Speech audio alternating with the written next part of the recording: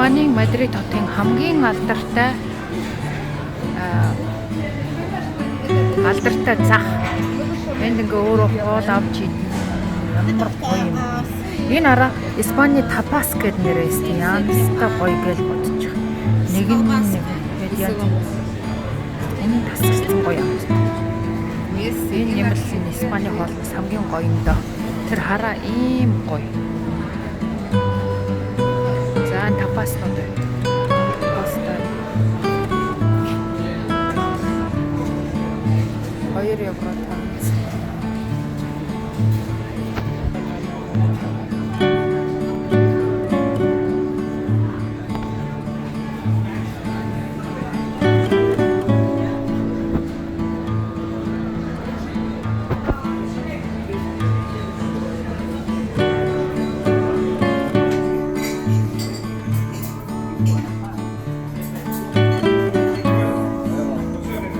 Таверна гэдэг ресторан хоол идэж байна.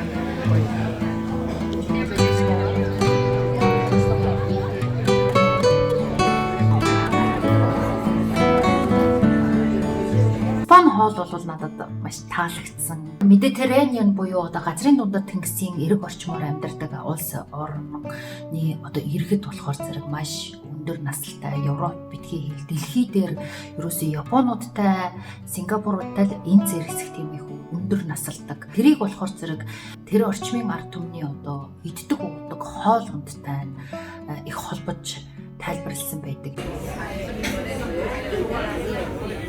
За энтхийн бодоотой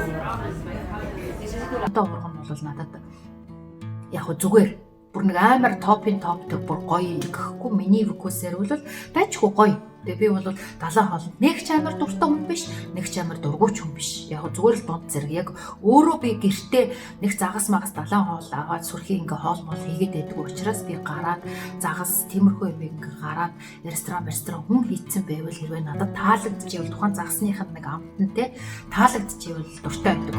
Тэгэхээр та нар одоо Испани орноор очих юм бол Испани битгий хэл газар дундын тэнгисийн эрэг орчмоор байгаа Итали, Грек ч гэдэг юм те.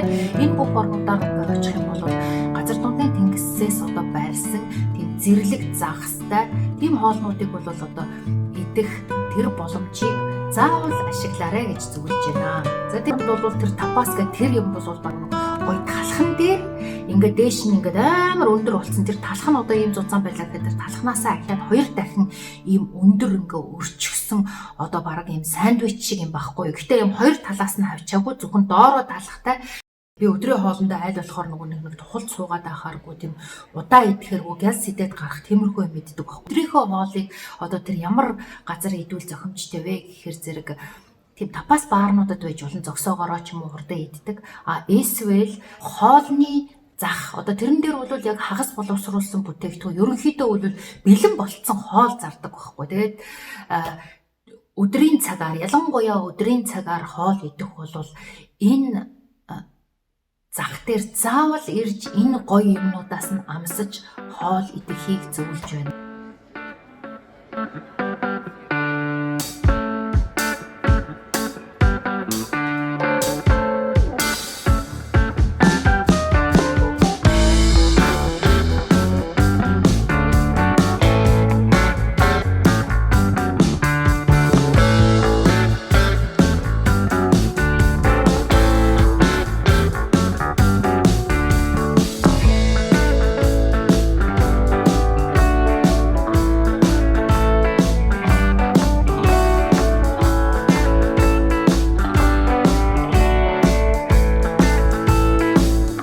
Испани орн бол нөгөө нэг хөнгөн үйлдвэр тэгээ Европын бараг хүнс тэжээлийн одоо баазна гэсэн бааз шахуу орно шүү дээ. Европын аль ч оронд байдаг одоо жоохон халуун дулаандуу орноос ирдэг битгий хэл бараг луун эднэр хүртэл ерөөсө бүгд Испаниас ирсэн. Ерөөсө Испани бол ерөөсө Европын газар тариалангийн одоо бэлтгэгч бааз гэсэн үг. Тэгэхээр зэрэг тэнд маш их гоё ногоонууд байна. Яг энд ирдэгнүүд нь бол жоохон онцгүй нутагтаа бол яг гоёуд нь бол байгаа шүү дээ. Испани орн уугаараа алдартай гэхээр зэрэг тэр гахаа утсан махаараа алдартай, газрын дундад тэнгисээр барьсан гой загсаараа алдартай. Тэгээд бяцлагных гоё юм байлээ. Тэгээ хамгийн гол нь вино. Айгу хуугаад одоо сонирхоод байдаг нөгөө чихэртэй сангрия гэдэг гоё жимсний дарс байдаг штэ. Айгу бага юм концентрацтай алкогольтой. Тэр сангрия ч нь бол бүр Испанийн өөрийнх нь одоо унда одоо дарс юм бэ. Тэгээд тэрийг бол ерөөсөө бүх газрын баар савнд ингээд байна. Тэгээд тэрийг чинь ингээд зөндөө хүмүүс хийгээд өшөө олон янз янзын юм нэмээд холиод ингээд хүмүүс 6 цагаас ажиллаад тарлаа. Тэгэхээр чи хүмүүс чи гэртээ харьдгүй юм биш үү? Тэгээ гараад тэр нэг тийм тапас бар шиг тийм газар ороод тэгэл коктейл гээл тэр сангриаг юутаач холцсон тийм нэг бүгдээрээ нэг юм хондох шиг юм табакалтай юм ингээл барайл нэг мөстөө юм ууж идэг. Тэгэл хажууд нь тэр нөгөө нэг талхан дээр тавьсан тэр гоё жижигхэн тапаснуудаа иддэг юм билээ. Тэгж байгаа л бүр орой 8 9 бараг 10 болгож байгаа л ресторанд орж хоолоо идэх юм биш үү. Тэгээ намайг ингээд нөгөө орой хоолоо идэх гээд тэр нөгөө гоё ресторанд орсон чинь би ч одоо 9 өнгөрөөчөд орж байгаа шүү дээ. Тэгээ 9 өнгөрөөч ороод ингээ хоолоо захиалаад идэх. Тэгээ тэр ресторан дотор хов хоосон шахав. Ерөөсөө ахаад надаас гадна одоо ингээл нэлээд том ресторан байгаа шүү. Тэнцээ чинь 3 4 ширээл хүнтэй байгаа. Гэтэл тэр ширээн дээр тэр эзэнтэй байгаа ширээн дээр байгаа бүх хүмүүс дандаа гадаадын жуулчд байгаа байхгүй. Германаар ч юм уу, англиар ч юм уу ярьж байгаа. Тэгэхээр Испани хүмүүс маань бол одоо ерөнхийдөө их орой босч, орой унтаж, хоолоо их орой иддэг юм байна. Ерөнхийдөө юм монголчуудтай их адилхан хүмүүс юм шиг санагдсан. Тэгээ айгу тийм чин сэтгэлээсээ, тэгээд айгу ийл, цайлган, нээлттэй, тэгэл ингээл холгуулаа нийлээл ингээл хөөрөө, бүжиглээл, уугаал, идээл тиймэрхүү юм шиг санагдсан шүү. Тэгээд музейнээс болохоор зэрэг Хаан Софиягийн урлагийн музейд очиод үзсэн чинь тэр музей бол үнэхээр гайхамшигтай, зөндөө олон гоё зургийн тэгээ уран баримлын гэх мэтчлэн зөндөө олон гоё цуглуулгатай байсан боловч миний тэр үзье гэж бодсон Пикассогийн алдартай агуу том зураг бол байгаагүй. Хатан хаан Софиягийн тэр урлагийн одоо уран зургийн галерей бол яг хотын яг тэр нөгөө гол одоо бид миний тэр нөгөө вокзал биш үү те галт тэрэгний буудал тэрний хажууд байдаг юм байлээ. Тэрийг одоо урлаг дуртай уран зураг дуртай хүмүүс бол бас заавал үзэх ёстой музейний нэг байлээ. Тэр болохоор зэрэг 1890-ад оноос хойших 1930 оны хоорондох энэ одоо нэг 150 орчим жилийн хоорондох уран зураг, уран баримл байсан. Тэрэн дотор зөндөө олон Пикассогийн зураг байсан. Тэгээ Пикассо тэр кубизм болон одоо орчин үеийн тэр пост модерн чиглэлийн одоо contemporary чиглэлийн зөндөө олон зураг байлаа. Пикассогийн зөндөө зураг байсан. Тэгээ миний хайртай уран зураач Миро гэдэг Испани зураач байдаг. Тэрний бас зөндөө олон бүтээл байсан. Гих мэдчлэн тэгээ тэр бол сайхан музей байсан. Аз болоход бүтэнсээ өдөр би бүтэнсээ намайг очисон чинь тэр музей үнэгүй оруулдаг өдөр ингээд би айгуу завшаад үнэгүй тэр музейг үзсэн. Тэгээ би тэр нөгөө Прадо гэдэг айгуу алдартай бас урлагийн музей байдаг юм байлээ. Хэрвээ тэр музейг би үзсэн байсан бол тэр музейд нь нөгөө Пикассогийн алдартай зураг байсан юм байлээ шүү. Тэгээ би үдээс хойш ингээд нэг музей үзсэн хүн чинь музей дотор ингээ байшин дотор ингээ өдөржингөө явцсан хүн чинь дахиад нэг музейд орно гэхэр чинь ахаал байшин дотор байх бол чинь тэгээд хоёр дахь өдөр нь болохоор зэрэг нар гараа тэнгэр цэв цэлмэг нэх гой дулаахан байсан байхгүй бараг 13 4 градус байсан баг. Тэгээд тэр чинь салхихгүй нөмөр газар болохоор бараг хувц мувцаа тайлаад ингээ зүгээр л ингээ цамцтайгаа явмаар тийм гой дулаахан байгаа юм чинь. Тэгээ би одоо гадаа байхаа эрхэмлээд тэгээ явсан. Тэгээ хотын өөр хэсгүүдээр зүгээр л ингээ гудамжаар явсан байгаа. Тэгээ гудамжаар яваад тэгээд миний Испаниас одоо бүр энэ удаа би энэ Испанд ирэхдээ Мадридэд ирэхдээ авна гэж яг төлөвлөж зорж байсан. Бүтэнсээ өдөр дэлгүүрүүд онгорхой байдаг гэхээр нь тэр дэлгүүрээ хайж явсан. Тэр нь юу юм бэ гэхээр зэрэг нөгөө Испани Uno de Sancont гэдэг ийм брэнд үүдэг байхгүй юу? Ийм гоё брэнд. Uno de Sancont гэдэг нь нөгөө нэг юу 50 Uno гэдэг чинь 1 50 50-ийн 1 гэсэн л утгатай юм шиг байгаа юм. Тэгээ энэ ингээ Испани энэ гоёл чимэглэл эмэг хүзүүний зүйлт бөөгч бугуурч одоо юу байдгийг те хүн эмэгтэй хүний тэр ганц эмэгтэй хүний гэхгүй эрэгтэй хүний ч гэсэндээ тийм одоо гоёл чимэглэлийн зүйл үйлдвэрлэдэг юм Испани компаниг бол би Edugeges нэг 5-6 жилийн өмнө бол олж мэдсэн байгаа. Тэгээ энэ эдний одоо стил, эдний энэ гоёл чимэглэл надад стил юм айгүй гоё оригинал юм шиг санагдаад надад үнэхээр таалагдаад би ингээд авъя гэдэг. Тэр чинь манай энд зарахаар амар үнэтэй. Нэг зүгээр л нэг хүзүүний зүйлт нь 200-300 одоо евро гэж байгаа байхгүй юу. Тэгээд тэр чинь бол алт биш. Зүгээр одоо төмрийг мөнгөөр өнгөлтсөн эд байхгүй юу. Тэгээд ийм нэг чинь тэгж авалтаа биш гэж бодоо. Тэгээ интернетээр авах гэхээр интернетээр чинь бас ингээд юм авах чинь хэцүү ч. Яг нөгөө өөрөө туршиж биендээ хэрглэж ингэж үзээгүй болохоор зэрэг бас авахд юу биш учраас би нэгэнтэй л одоо юу яаж авч интернетээр авахгүй. Одоо Испанд очих чинь Испанд очиод авна гэж бодлоо. Тэгээд авах гэдэг бол тэр интернетээр орж агаад Google-ээр одоо үнөөдөө санконт дэлгүүр хаана байна гэж ингэж хагаад тэгээд байрлалын тогтоогоод тэгээд тийшээгээ алхаж очоод бүгднийг зүүж ингэж үдсээр байгаа. Тэгээд өөртөө таалагдсан юм бол авсан байгаа. Би энэ үнөөдөө санконтоос хүзүүний зөвлөлт эмэг шуналт заууланд нэг 2 юм л авна гэжсэн. Хүзүүний зөвлөлт эмэг тэгээд бүгжгээ 3 юм арай буугавч аваа. Дарараа. За ихлээр хамгийн том хүзүүнийхээ зөвлөлт.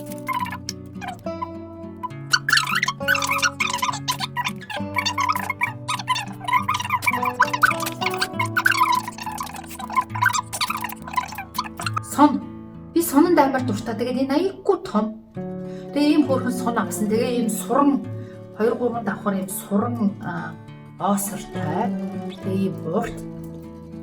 Би аягүй тийм жийсэн дээр дандаа ийм янз янзын ноосон цамц эсвэл бодгоолох юм янз янзын цамц өмсдөг учраас надад хүзүүний зүйл энэ өвлийн зузаан захтай светрийн цамцан дээр өмсөхөд одоо зүүхэд аягүй тохиромжтой юм сон. Тэгээд хата юмраа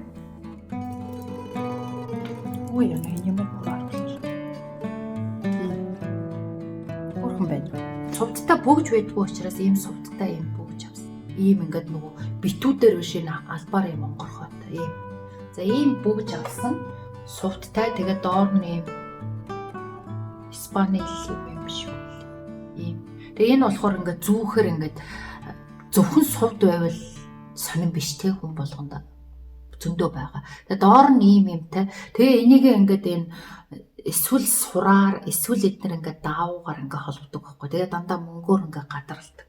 Эднийг бас алт малтаар гадарладаг юмнууд хийдэг. Дотроо мөнгөтэй алтан бүрхүүлтэй юмнууд байдаг. Тэгээд алт миний арсны өнгөнд нэг их сайн зөгтгөө учраас би алтан юм жоохон ховор хэргэлдэг.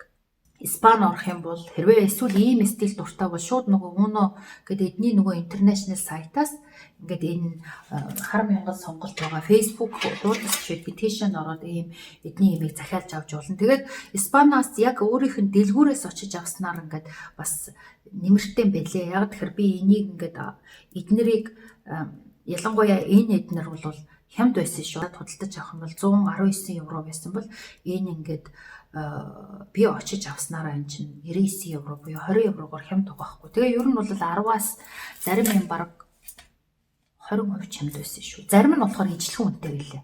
Энэ эмэгний хувьд бол би ялгаа байгаагүй шиг санагдчихээн шүү. Бас нэг төлөвлөгөөгүй юм авсан байгаа. Яг тэгэхээр Испани ч айгүй гоё хямдхан ор юм биш. Тэгээд онгоцны будал дээр юу байсан гэж номын дэлгүүрт нь ийм юм байсан. City of Girls Elizabeth Gilbert гэдэг миний хайртай, миний амар нэг унших дуртай юм зохиолч, Америк зохиолч эмэгтэйгийн City of Girls гэдэг энэ бүр хатуу хавц сараа hard cover. Ийм зузаан бүр хэд юм бэ? 470 хуцтай энэ гоё зузаан армаа 16 евро.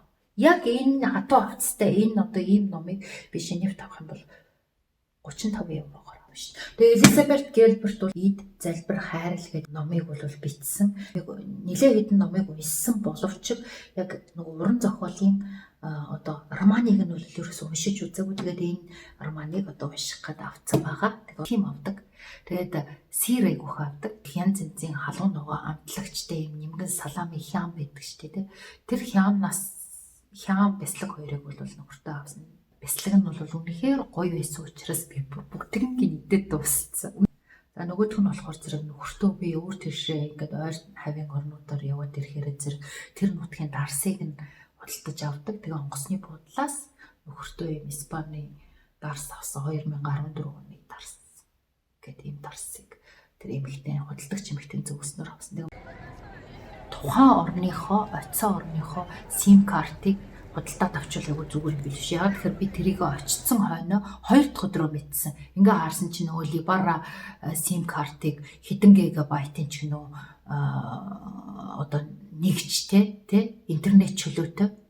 Тэгээд утсаар ярих юм ээ 20 евро гэдэг ч байгаа байхгүй. Гэтэл тэгээд тийм юмыг ачих юм бол тэгэл нөгөө утаснасаа чи заавал хүнээс одоо тэндээс энэ хүрэхэд би яаж явах вэ гэж асуух шаардлагагүй. Шууд утсан дээрээ нөгөө интернеттэй юм чинь тэгээ утас чинь тэндээс ийшээ явхад тэдэн номерын автобусанд ингэж явна 3 буудлын явна бүх юм гараад ирдэг байхгүй. Тэгэхээр зэрэг бүр айгүй гоё хинээс ч хамаарлахгүй болж ийн гэсэн. Тэгэхээр зэрэг дараа нь ингээд би бол дараагийн одоо Европын хотод очихдоо 2 хоног хүртэлх хугацаа нэгээс дээш хонох юм бол заавал одоо тэр картыг нь аваад тэгээ сим карт аваад тухайн орны сим картыг аваад хэрэглэнэ гэж бодож байгаа шүү. Ийхүү аялаад тэгээд тэр аялалтайгаа холбоотой тухайн орныхоо ард иргэдийн аж амьдрал энэ бүхнийг нь судлаад бол ингээд юм ном аян замын аяллалын юм ном гаргах төлөвлөгөөтэй байгаа. Гаргахыг зорж байгаа. Тэгэхээр тэрнтэйгээ холбоотой тэрний судалгаанд тэгээд энэ номыг бас уншаад бас дайжгүй 60-70% уншиж энэ гоё номыг уншиж байгаа.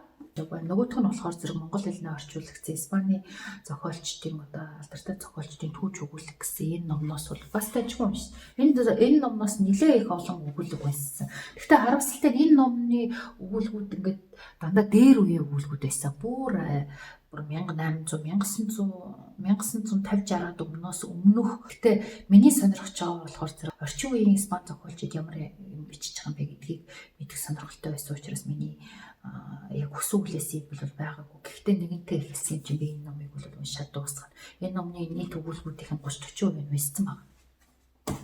За юм байна.